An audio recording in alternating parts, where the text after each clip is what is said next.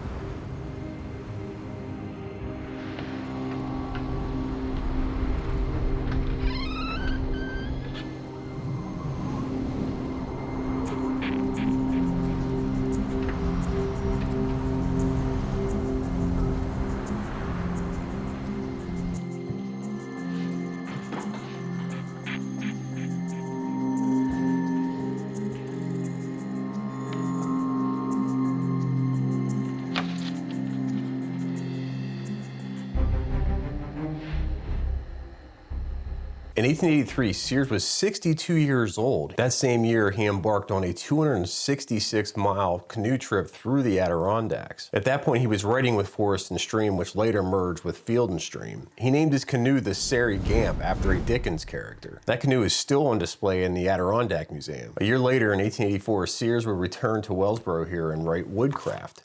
It's interesting, his principles in here about go light travel. Everything in here is about practicality and just enjoying the outdoors and not burdening yourself with heavy weights and uncomfortable equipment. In 1887, he wrote Forest Runes, which is a book of poems about the outdoors. In May of 1890, Sears passed away at his home here in Wellsboro. He was actually buried on the family property, but was later moved to the Wellsboro Cemetery. In 1894, fans of Sears' writing in Forest and Stream chipped together to buy him a monument. That is the monument that is currently at his grave.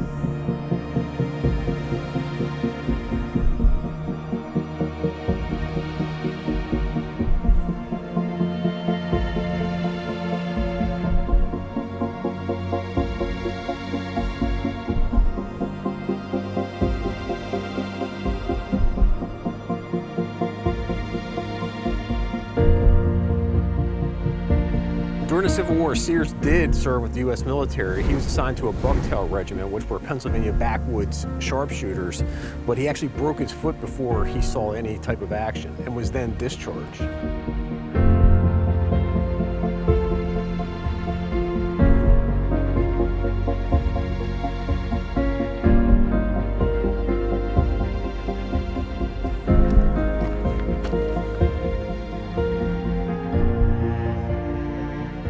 The Panic of 1837 would hit, which was a massive depression in the United States. The Romantic era of writing was still going strong at this time. Edgar Allan Poe would release The Fall of the House of Usher. In 1841, Sears signed up for a 3-year whaling trip to the South Pacific. He actually left from the same port that Herman Melville left from the same year. He would later write Moby Dick. By the time that Sears returned from his whaling trip, Poe would write The Pit and the Pendulum, and Dickens would write A Christmas Carol. In 1844, Sears and his family moved from Massachusetts to Wellsboro here.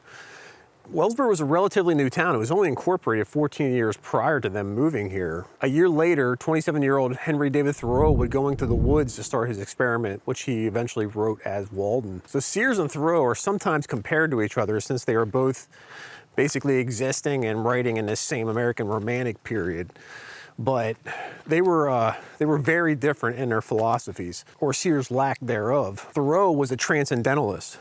Transcendentalists at that time believed in, self-expression, independent, self-sustaining living. Transcendentalists used nature as what they referred to as a divine connection to God. They believed in what they called the oversoul, which was a shared universal spirit that connects all living beings. Nessmuk's philosophy was a little bit different. He was about getting into the outdoors to escape what he called the straitjacket of everyday life. One of Nessmuk's famous quotes was, "You don't go into the woods to rough it, you go to smooth it, because we have it rough enough at home."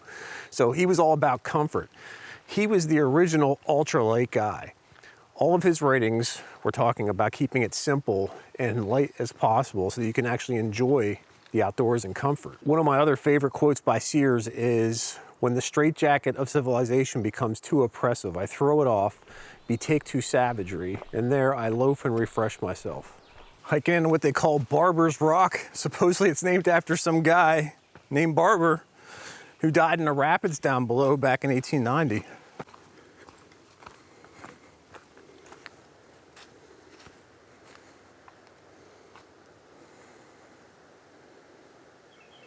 I don't think that was Barber's Rock. Oh, here's something. Yeah, here's Barber's Rock. Wow, that's insane.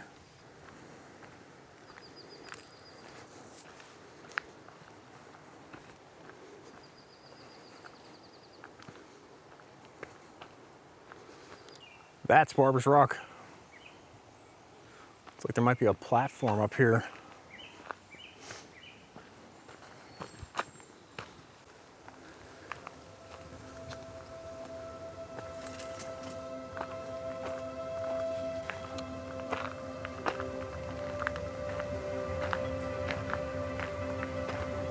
Man, that is nice. Seems like the weekday is the time to go. If you can get off on a weekday, get out here and check it out, because I haven't seen anybody.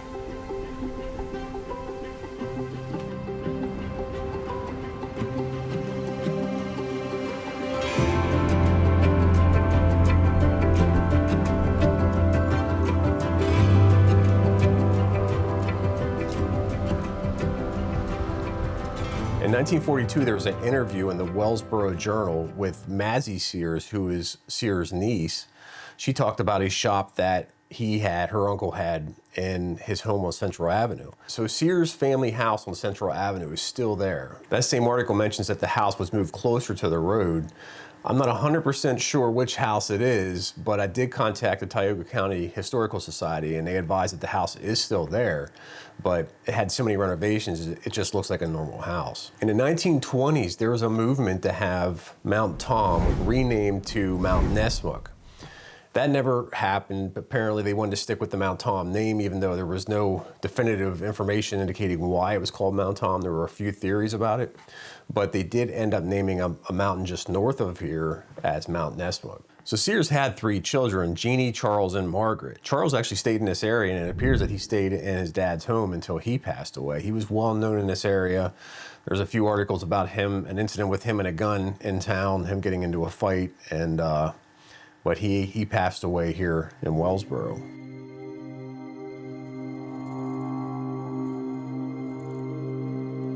Some of the core ideas of Romanticism popular at this time: emotion over reason, the sublime in nature, the individual and the inner life, rebellion against industrialization, fascination with the past and the exotic, art as the gateway to truth. Poetry, music, and visual arts were not just seen as expressions of beauty, but as transcendent truths and emotional revelations. But to compare Thoreau and Sears, the differences are clear in their writing, right down to their philosophy and reasons for exploration. Thoreau's writing style was philosophical and reflective. His most famous work, obviously Walden, explores the moral and spiritual benefits of simple living in nature. Sears was practical and instructional. His book Woodcraft gives detailed advice on camping, canoeing, and wilderness skills, often with personal anecdotes. And yet the purpose and nature of their exploration. Thoreau sought nature as a spiritual and philosophical refuge, a means of personal and societal introspection.